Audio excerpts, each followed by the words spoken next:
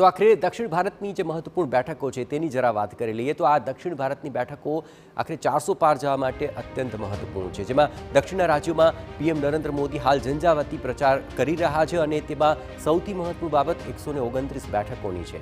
વડાપ્રધાન આજની મુલાકાતોમાં તેલંગાણા, કર્ણાટક અને તમિલનાડુની મુલાકાતે છે અને આ ત્રણે રાજ્યોની અંદર ઝંઝાવાતી પ્રચાર કરશે। એક જ દિવસમાં 3 રાજ્યોમાં પીએમનો આ પ્રચંડ પ્રચાર જોવા મળનારો છે, જેમાં 20 કલાકમાં 129 જેટલી બેઠકો પીએમ નરેન્દ્ર મોદી કવર કરશે। એટલું જ નહીં, 400 બેઠકોના ટાર્ગેટ માટે આ 129 બેઠકો અત્યંત મહત્વપૂર્ણ માનવામાં આવી રહી છે, જેમાં તમિલનાડુની 39 બેઠકોનો સમાવેશ થાય છે, કેરળની 20 જેટલી બેઠકોનો સમાવેશ થાય છે અને કર્ણાટકની 28 બેઠકો પર સીધો ટાર્ગેટ છે। આ ઉપરાંત આંધ્રપ્રદેશની 25 બેઠકો અને તેલંગાણાની 17 બેઠકો ઉપર સંપૂર્ણ ફોકસ કરવાનો પ્રયત્ન અત્યારે ભાજપ કરી રહ્યું છે, કારણ કે આ તમામ બેઠકો ઉપર જેટલી મહત્તમ બેઠકો ખેંચાશે તેમાં 400 પાર જવામાં મદદ મળી રહેશે। દક્ષિણ ભારતના આ 5 રાજ્યોની અંદર કુલ 129 બેઠકો છે અને 2019ની જો વાત કરીએ તો ભાજપે 129 પૈકી માત્ર 29 બેઠકો જ જીતી શકી હતી। તેમાં આ વખતે વધારો થાય તે માટેના પ્રયત્ન કરાઈ રહ્યા છે અને કર્ણાટકમાં 25 અને તેલંગાણામાં 4 બેઠકો ઉપર તેમણે જીત 2019માં હાંસલ કરી હતી, પણ તમિલનાડુ, આંધ્રપ્રદેશ અને કેરળમાં ભાજપનું ખાતું પણ નહોતું ખુલી શક્યું અને આ 4 રાજ્યોમાં ખાતા ખુલે તે માટે પીએમ અત્યારે ઝંઝાવાતી પ્રચાર કરી રહ્યા છે।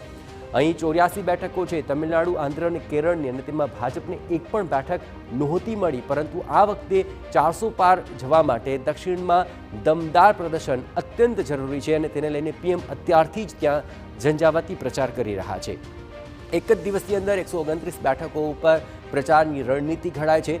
જો કર્ણાટકની વાત કરીએ તો કર્ણાટકમાં ભાજપ ખૂબ જ મજબૂત સ્થિતિમાં અત્યારે તો જણાઈ રહ્યું છે, કારણ કે 2014ની જો વાત કરીએ તો 28 પૈકી 17 બેઠક ઉપર ભાજપે જીત હાંસલ કરી હતી અને 2014માં ભાજપનો વોટ શેર પણ 43% જેટલો રહ્યો હતો અને 2019ની અંદર તેમાં વધારો થયો। 28 પૈકી 25 બેઠકો ઉપર ભાજપે મહત્વપૂર્ણ જીત હાંસલ કરી અને 2019માં વોટ શેર પણ વધ્યો, જે 51.38% સુધી પહોંચ્યો હતો।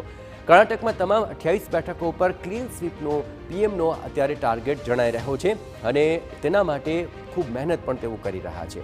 આંધ્રની વાત કરીએ તો તે રાહ એટલી આસાન નથી, કારણ કે મિશન 400 માટે અહીંથી વધારેમાં વધારે બેઠકો મેળવવી અત્યંત જરૂરી છે। આંધ્રની 25 બેઠકો છે અને તેને જીતવા માટે ભાજપે ખાસ પ્લાન બનાવ્યો છે। આપણે જણાવીએ કે ભાજપે ટીડીપી અને જનસેના પાર્ટી, આ બંને પાર્ટી સાથે ગઠબંધન કર્યું છે અને એટલું જ નહીં, આ ગઠબંધનની કેટલી સીધી અસર બેઠકો મેળવવામાં થઈ શકે છે તે 2024ના પ્રચાર ઉપર નિર્ભર છે, કારણ કે ચંદ્રબાબુ અને પવન કલ્યાણના સાથથી ભાજપ આંધ્રમાં મજબૂત સ્થિતિ હાંસલ કરવા માટે પ્રયત્ન કરી રહ્યું છે।